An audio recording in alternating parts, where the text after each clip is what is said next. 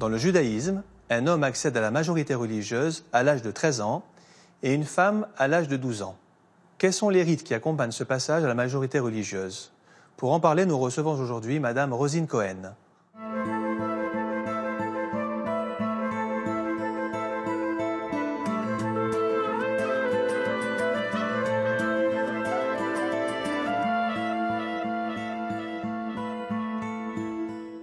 Madame Rosine Cohen, bonjour. Bonjour, monsieur le rabbin.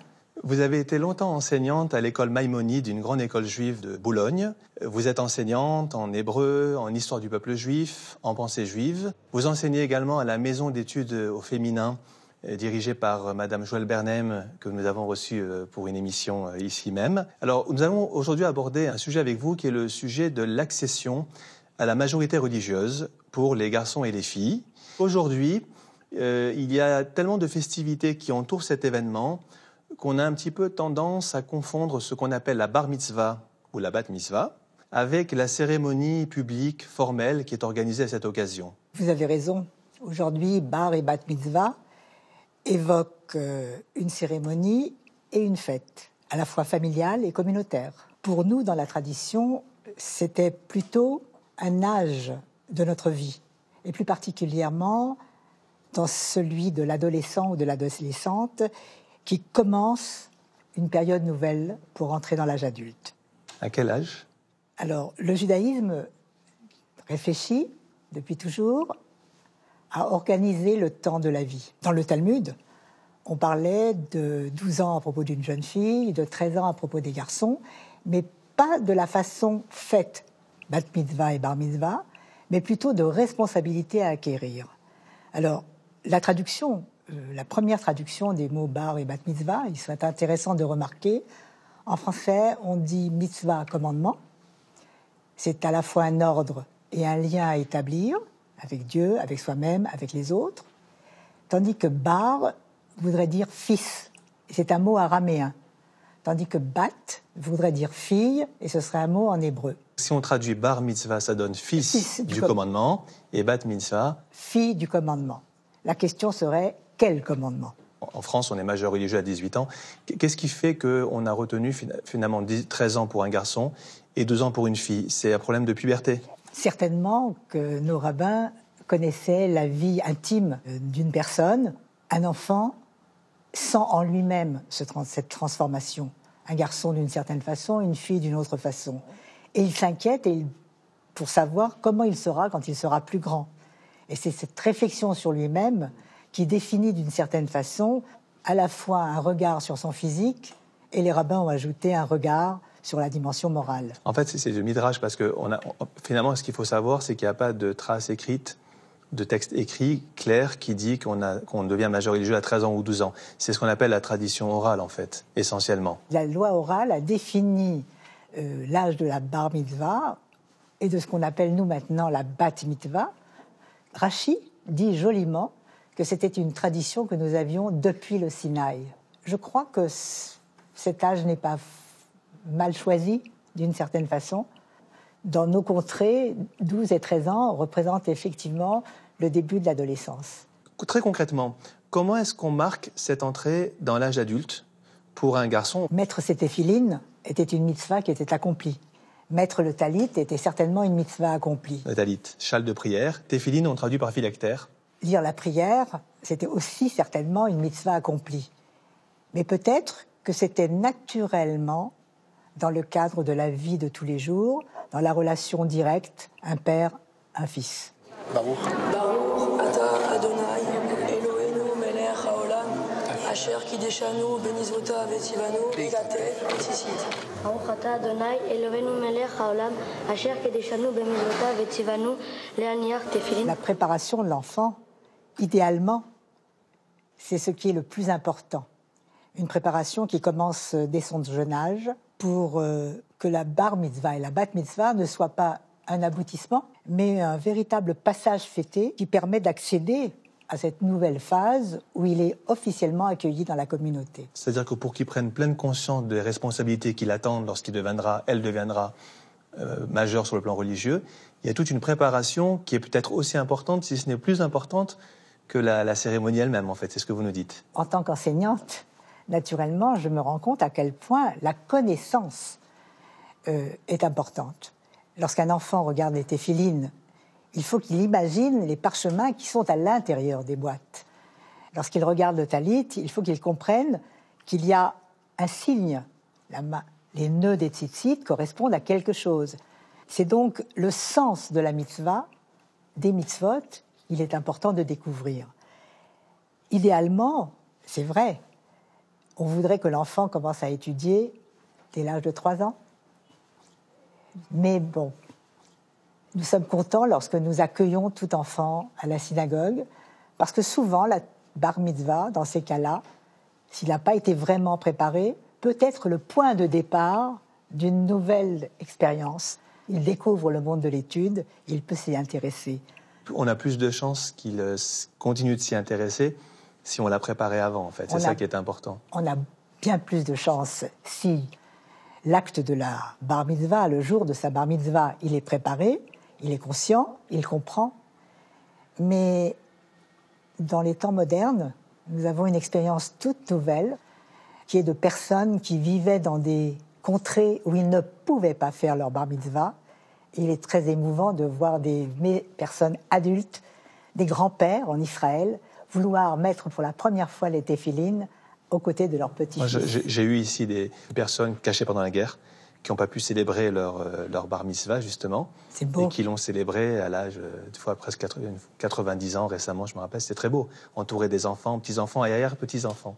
Alors concrètement, en fait, puisqu'on dit que devenir majeur religieux, c'est être tenu d'accomplir les commandements, donc la bar mitzvah va se marquer pour un garçon par des commandements que le garçon va mettre en pratique en fait devant tout le monde. L'enfant va venir à la synagogue, il va réciter les prières qu'il a apprises justement les années qui précèdent, il va se revêtir de ce châle de prière et il va également porter ce que vous appelez les téphilines, c'est-à-dire des cubes dans lesquels il y a des parchemins et donc ça s'attache à la fois, il y en a un pour la tête, la pensée, et puis le cerveau, au-dessus du cerveau, et puis il y en a un qui est semé sur le bras et qui renvoie à l'action. Donc concrètement, voilà comment ça se passe. En fait, il met en pratique des commandements puisqu'il devient tenu d'accomplir les commandements. Je crois que les rabbins ont réfléchi sur l'ensemble des 613 mitzvot à choisir une mitzvah qui pourrait justement faire de l'enfant un bar mitzvah. On pourrait même proposer une autre traduction. Au lieu de dire majorité religieuse, finalement, c'est homme face à la mitzvah. Et les tefilines, en français on dit phylactères, se prêtent parfaitement à cet acte d'engagement, puisque la formule de la Torah nous dit « et tu les attacheras en signe sur tes bras et entre tes yeux ». Attacher, c'est établir un lien. Donc l'homme qui porte ces téphilines relie d'une certaine façon sa main, son bras, son cœur, sa tête, les 5 sens sont touchés, les fils longs, les lanières suivent la colonne vertébrale. Un homme en prière est un homme debout, et il prend conscience, d'une certaine façon, de ce qu'il est capable d'avoir comme pensée, sentiment, action. Quant au talit, je voudrais simplement préciser, la mitzvah des tzitzit commence dès le jeune âge. Alors le talit, c'est le châle de prière, voilà. C'est ça en fait. Et ce qu'on appelle les tzitzit, d'ailleurs c'est le plus important, parce que c'est ça qui donne un caractère religieux à ce qui ne serait qu'un vêtement. Voilà, ça n'est que l'habit. Et les tzitzit, ce sont ces fils qui sont censés d'ailleurs rappeler le nombre des commandements. Et le talit a été porté à travers les âges. Au départ même, je crois qu'il était tout blanc avec un fil bleu. Ensuite, on a eu des rayures noires lorsque nous étions en deuil. Et de nouveau maintenant le bleu, parce que nous sommes quand même dans une période de renaissance. On a beaucoup parlé de la bar mitzvah, j'aimerais maintenant qu'on parle de la bat mitzvah. Donc la bat mitzvah, on a expliqué tout à l'heure qu'une jeune fille devenait majeure sur le plan religieux ou face au commandement, comme vous l'avez très bien dit, à 12 ans, donc 1 an avant les garçons. Et alors la bat mitzvah est un phénomène en pleine expansion aujourd'hui. Alors évidemment, c'est certainement dû à l'évolution du statut de la femme et au fait que la femme progressivement dans le monde fait des carrières au même titre que les hommes, travaille, etc. On a dit que la bar mitzvah, ça apparaît vers le XIVe siècle. Bat mitzvah, j'ai trouvé 19e siècle, avec un rabbin allemand d'Altona. Jusqu'à très récemment, c'était un non-événement, au maximum un anniversaire. Vous n'avez pas célébré votre bat mitzvah vous-même? Je n'ai pas célébré ma bat mitzvah, mais, monsieur le rabbin, à cette époque-là, dans Paris, il y avait une magnifique cérémonie dans la grande synagogue de la Victoire, que nous appelions la confirmation religieuse, où toutes les jeunes filles de 12 ans de tous les Talmud et Torah de Paris se présentaient devant le grand rabbin de Paris. Cette collectivité de toutes les jeunes filles représentait la communauté. Puis ensuite, on a réfléchi, on a pensé qu'il était mieux que la bat mitzvah soit fêtée dans certaines synagogues, puisque ce n'est pas le cas de tout le monde, parce que c'est sa façon à elle d'être à nouveau dans son lieu. Donc pour vous, c'est très important aujourd'hui de célébrer une bat mitzvah? Pour moi, en tout cas, bar ou bat mitzvah, c'est l'occasion ou jamais d'étudier la Torah, d'étudier l'histoire juive. Et puis aussi, tant que l'enfant est dans le cocon familial, il n'est pas prêt à regarder le grand monde. La bar mitzvah pour un garçon, c'était le moment où justement il affrontait la communauté, il affrontait le monde. Pourquoi pas une femme? Pourquoi pas une fille? Elle doit aussi sortir du cocon familial pour pouvoir être un des membres de la communauté. Je sais que c'est un sujet difficile parce qu'il évoque beaucoup plus que la bar mitzvah ou la bat mitzvah. Il évoque carrément la place de la femme dans la communauté. Dans le texte de la Torah, dans le texte du Talmud, les femmes sont présentes.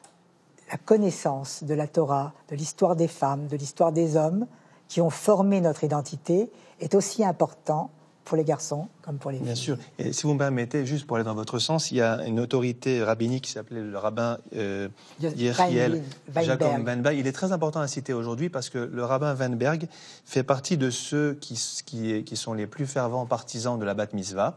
Et il donne un très bel argument qui est très simple. C'est de dire qu'il fut une époque où les Juifs vivaient en vase clos, c'est-à-dire qu'ils étaient moins sensibles, on va dire, au courant de l'assimilation. Et qu'aujourd'hui, où les jeunes filles, les jeunes garçons du monde, ne vivent plus que dans le monde juif, ils vivent dans le monde, dans la cité. Si on ne leur enseigne pas les rudiments de leur tradition, eh bien le risque est grand de les voir tout simplement perdre leur culture juive et de s'assimiler. Donc, il a un argument qui est une sorte d'argument socio-éducatif, socio-religieux, qui consiste à dire que finalement, la cérémonie de la bat mitzvah, elle permet aux jeunes filles de prendre conscience, vous l'avez très bien souligné au cours de cette émission, de prendre conscience de l'importance du rôle qui est le leur dans la transmission d'identité juive, et que cette cérémonie, finalement, elle vient pour ça. Elle vient pour, à la fois parce qu'il faut se préparer à cette cérémonie, donc prendre conscience de cette identité, et en même temps la revendiquer fièrement, publiquement, avec les cérémonies de bat mitzvah. Donc l'argument, je trouve, est très fort et il met en valeur finalement l'importance dans le monde dans lequel nous sommes, ce monde, la globalisation, on parle beaucoup de mondialisation et d'effacement des cultures individuelles. Eh bien, c'est l'occasion justement de revenir vers sa tradition. Rav Weinberg parlait tout de suite après la Shoah et à une période où les communautés se disloquaient pour se reconstituer ailleurs. Donc le modèle naturel d'imitation des parents pour les enfants se perdait. Et le Rav Weinberg a pensé que proposer pour les filles une bat mitzvah, c'était donner une place à la transmission. Merci Rosine Cohen pour cet échange. La semaine prochaine, nous recevrons Julien Darmon pour conclure notre série d'émissions consacrées aux grandes étapes de la vie juive. Avec lui, nous parlerons du Kaddish, l'une des prières juives les plus célèbres. Bon dimanche à vous toutes et à vous tous.